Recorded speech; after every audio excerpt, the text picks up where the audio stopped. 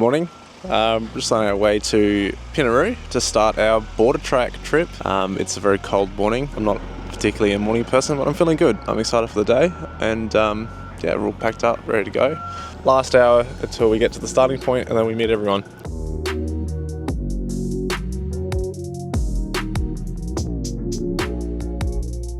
Welcome back to Never Been Bogged. We're in Pinaroo at the moment today, and we're about to head off and do Bordertrack. So got a fair turnout here, so we'll run you through some of the cars that have rocked up. The Mighty Zook, the Bull Bar, doesn't do much else. Recovery tracks, you know, those big 37s, she's all ready to go. Bordertrack ready. Do you want to give us a bit of a rundown of your car? Oh, well, it's 105. Diesel 1HZ, there's a winch. Yep. 35s. Beautiful. And a deep lock. Yep. It. Have you done Bordertrack before? Yeah, a couple of times. Yep. In the patrol, I used to have a patrol. Yep. 2010, N70, 340,000 Ks on her. Still kicking. Doing Just right. run in. Just running, mate. So yeah, only got 32s, 2-inch lift. Yeah, just good tourer. Yep. And haven't done Bordertrack before? No, never done it before. So keen Beautiful. today. 5 D-Max, pretty stock standard, just a bit of a lift on it. No, it's more of a tourer than anything. Yep. Done Bordertrack before? Never done Bordertrack. Beautiful. Right, get keen. Yeah, why not? It's a Series 4 Jeep Patrol TD42 factory 2006. Done Bordertrack before? Nah, never. Beautiful. First Keen? time. Oh, so keen, man. 2015. 2015. Yeah. Beautiful. How long you had it? Over a year now. Yep. Year and a half. It's got exhaust, TPF delete. Don't show the cops. No, we don't. Rooftop 10. Beautiful. 2-inch lift. 333s. Tune. June? Yep. And that's about it. Real stock. Yeah, no, it is. It's just a standard 2007 Jeep Patrol at the factory of the 4JJ1. Ah, yep. Standard option. Standard option. Do the bar yourself? Yeah, I did actually. I like it. Just in the garage, and then all the piping and stuff was done by a fab. I can't weld for shit. Yeah. So everything else is done by me and those two mates. Beautiful. So it was nice. Runs well, drives Yep. well. Done Bordertrack? No, I haven't. First time. First I'm time? actually yeah. 21, basically been everywhere. It's done Victorian Highlands, done Fraser, it's done, you know, a fair bit. So Beautiful. yeah, she's 2-inch lift, got 295s on it, just a bit more height, and Yeah. she's basically plated and 3-inch exhaust all the way through. So Beautiful. Does that scrub a little bit? not much. Not much? As when I first did it, because Yeah. I put the rock sliders on it because the standard ones got broken straight away. Lovely. But no, she doesn't scrape too bad, but sometimes. But yeah. Keen to hear that one going up the hill. Oh yeah, you'll hear it. Yeah. Yeah, she's not quiet. You're a good machine. Onto the big Queenie. Run us through what you got. Cool. So yeah, this is my 2020 Ford Ranger Raptor. It's got the 2-litre diesel, 2-litre 4-cylinder diesel. It's covered in diode dynamics lights all over the front of it. It's all my swatties. Got some little fog lights in there, ditch lights, lights on the back. Run the winch. We got a 2-inch spacer lift on the front and a 1-inch spacer lift on the back. Spacers, not springs, to maintain the shock absorber positioning, because it's got internal bypass shock absorbers that change stiffness as they move up and down. So important to keep that in its proper position. We're running Method 703 wheels, plus 35 offset, with a 315/70 tyre. They do scrub a little bit, I won't lie. It's just because I haven't cut my mudguard, but I will get to it eventually when it annoys me enough. The other thing I've done is we've got go off-road upper control arms and tie rod ends, just as a bit of a camber correction, and also allows for the spacer lift. Fat bar snorkel, sliders and bar work all round, Ute Master load lid on top. That's top rated apparently for about 200 kgs. Allows me to put all my swags and stuff on top. There you go. That's my rig. Run us through. No, it's blue. It is. Got 4 wheels. You got and a windscreen. It has too, yes. Standard suspension lift, 4-inch suspension in the back, 3 in the front, LS in the under the bonnet. Just your Apart from that- standard LS. Yeah, just standard LS. Beautiful. Snorkel, just normal running gear that you put on any four-wheel drive. Yeah. Nothing special. Done Bordertrack before? Hey, Done Bordertrack before? many years ago. Right, yeah. Though. 2016 Ford Ranger Wild Track. Just a lift kit, or the off-road animal bull bar, spotties, side skirts, Yeah. rear bar, just an esky, trans cooler for the tranny, and just a throttle controller, and Yeah. that's about it. So, Excellent. Have you done Bordertrack before? no, first time. Been wanting to do Beautiful. a board track for a while, so it's up there on the things to do. Beautiful. And yeah, I'll be Today's the interested. day. Hope today's the day. It's an 80 series. It is. It Ground is. up, rebuild, body off, chassis, all Raptor coated underneath, Yeah. and LS conversion. LS1. LS1, LS2 internals running VE ECU. Beautiful. May I ask what happened to the bull bar? Well, that bull bar's been on 3 different 80 series. It's gone through a couple of roos, That'll do it. and then when the brother got it stuck, after it was caved in, we winched out and realised it pulled the bull bar out even further. So I took the winch off, and because it's got a 2-inch body lift, you can't buy standard bull bars for it. Yep. I just haven't got that far yet. Beautiful. On the to-do list. On the to-do list. 'Cause I was One of gonna those get jobs. slinkies, so I made the rear bar myself. Yep. So Lovely. again, couldn't get one. Oh, it's always fun making your own stuff, isn't it? Well, that's it. You know what you've done. Exactly. You can say you've actually done it. Exactly. So I'm assuming yet again it's blue with 4 wheels. Yeah, blue with 4 wheels, you know. Beautiful. Everything's pretty stock. All I've done is a lift on it, bigger tyres, you know, and then just basic camp setup. Yep. Gets Beautiful. me from A to B, so That's the way. Done Bordertrack before? no, I haven't. No. All right. Another first time. Nothing real special about it. There's always 30. something special. 35's a bit of lift, locked all round. Yeah, that'll do it. Boardtrack. Done it before? Yeah, no. No. No, All right. keen. Another one. Yep. Most virgin. people haven't done it yet, so. Nah. Rightio. What is it? What are we looking at? It's Nissan Navara. Navara. The big Navaras. Nah, it's a Petra. She's a GU Series 1 91 model. Yep. 98, sorry. Fucking weapon. Doesn't like water. Doesn't like water. No. Lockers at all? Nah, mate. No. Don't need them. Don't need them. Got enough flex. Oh, fuck you. No, it's not too bad. She's a bit sad now, obviously. Like, living where I live, fucking roos. Yeah. Ripped flares and shit off. Neg 50 rims don't help. No, probably not. But No peak there, officer. no, but apart from that, she's pretty bone stock. Nothing done to the motor. Yeah. Oh, it's got a new oil cap on the top. Fancy bits. Extra 5 horsepower. But Yeah. Have you done Bordertrack before? no, last time I went to do it, we were stuck here, so see what happens. See if it's actually a challenge. Yeah. Well, So, bit more water than it might have been, but we'll give it a go anyway. nah, cheers, bud. Easy. Thank you. Rightio. Well, let's get into it. We'll send it now.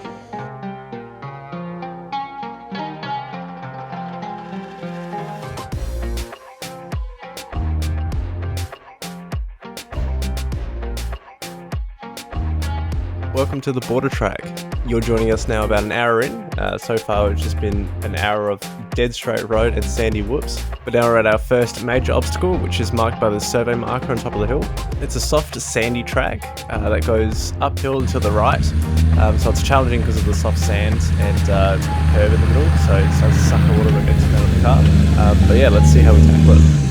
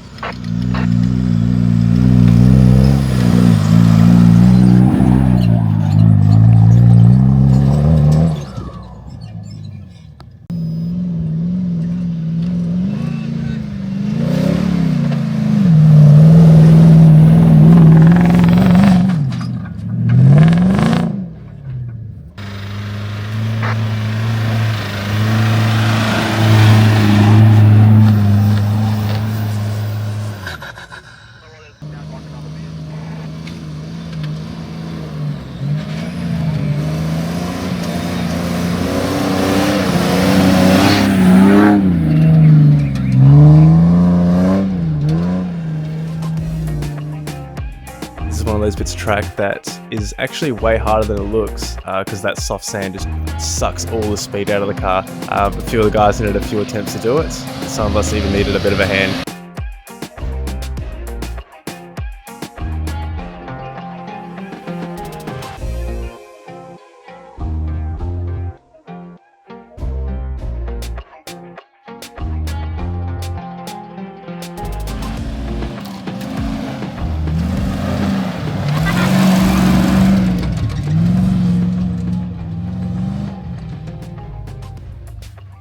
Are they with us?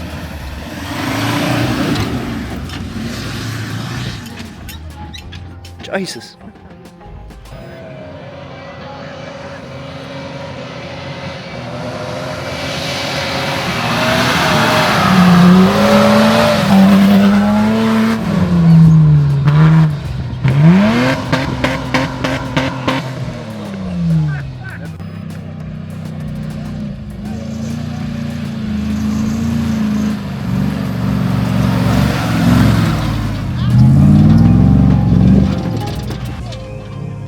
Moving through the day to the second major obstacle. This one's very similar to the last one with the soft sand, except this one's a little bit more rutted out, so it added that extra challenge. And this also has a nice curve to the left.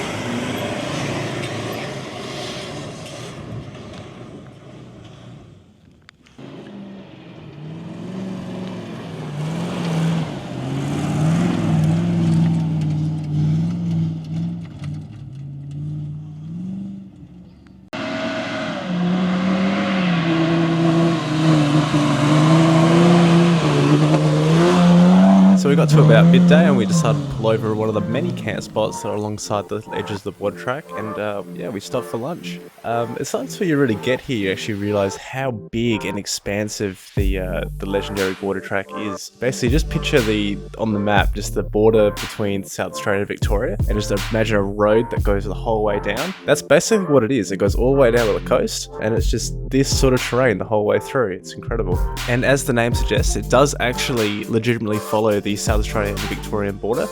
You stay mostly on the South Australian side, but there is actually a fence that runs between the two states. And you can check it, make sure the Victorians aren't sneaking in. As soon as we were done with lunch, we all packed up and hit the track again. And then we met our most difficult obstacle yet. Bottom guys, are you going to be stopped trying to get up the top?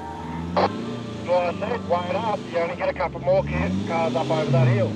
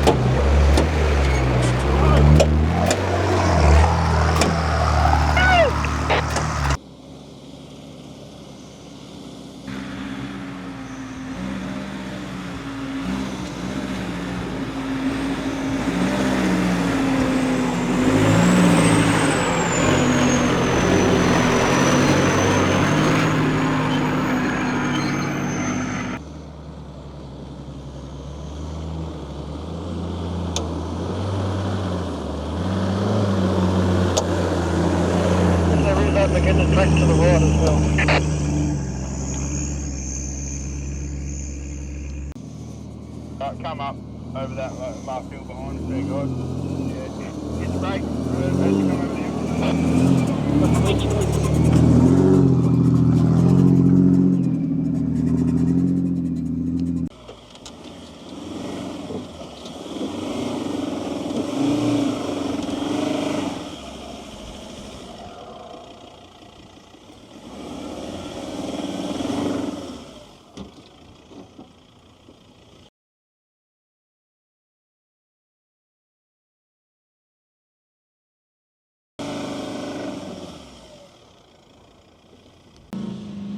hey, have a crack. So it's like, yeah, interesting.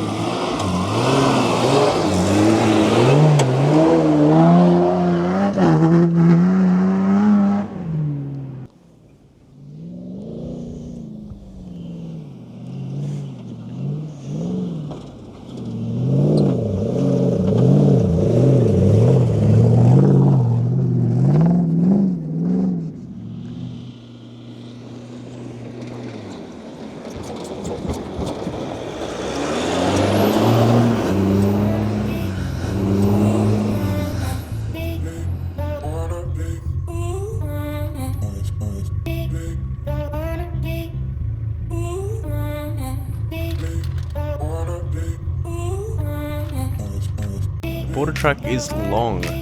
It could realistically be broken up into 2 days, but we didn't have that kind of time available, so we pushed on into the night.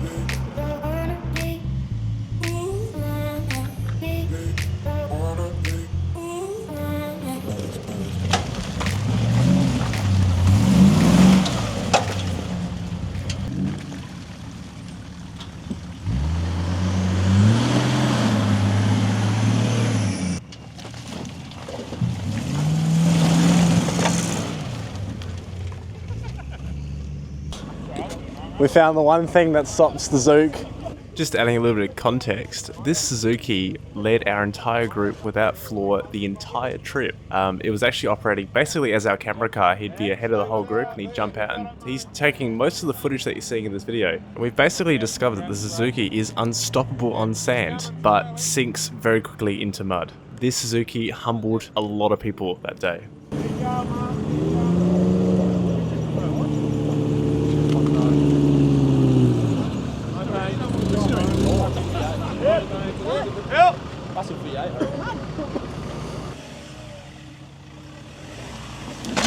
Oh.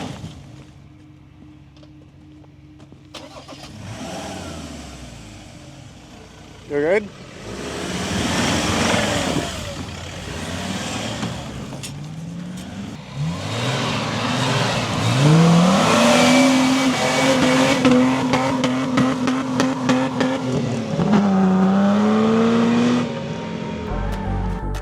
So we pressed on into the night. The darkness definitely adds an extra degree of difficulty to the track because your lights are throwing all kinds of different shadows. The yellow lights are actually held up really well. This is my first time properly using the new amber lights that I've got, and yeah, it definitely softens those shadows, which helps massively. When we got to this point, we're only about actually 3/4 of the way into the Bordertrack, so we still got a fair way to go. He's definitely in there, isn't he? And considering I was planning on going through that. I was just waiting for a mate. I'm glad you came, Barry. Yeah, just waiting for me. Yeah, Rog, send up.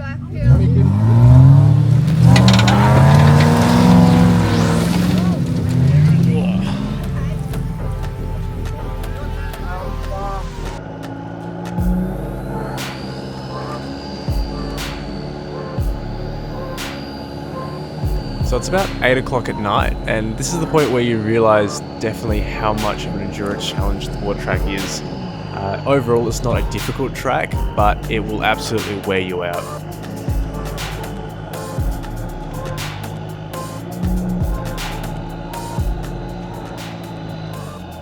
So we've been driving through a bit of the scrub for a while, and I mean, the car's got bush wraps on it, which covers the sides, but there's areas around the front, like headlights and all that, which I'm a little bit worried about, and we'll see how they look at the end of the trip. And then I'll give a bush wraps review, because it's taken some punishment today.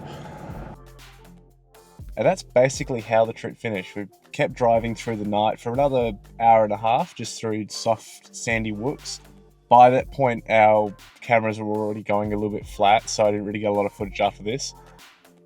To be honest, I didn't really get a lot of footage during the whole trip, because unlike a lot of tracks, there isn't really many places you can actually stop and film. You're just kind of ploughing all the way through, just long, sandy whoops the whole way through. All right, we're back home in Adelaide. Cars all washed up. It rained immediately after I washed my car. I'm a little bit annoyed about that, but hey, it is what it is. Bush wraps held up really well. You can actually see where the bush wraps has protected, and then like on my darker fenders, they're not wrapped, and you can actually really see the difference that's made in how those panels look. Yeah, massive difference. Like bush wraps, 100% worth it. So the car would not look as good as it does without that. It's one of those ones.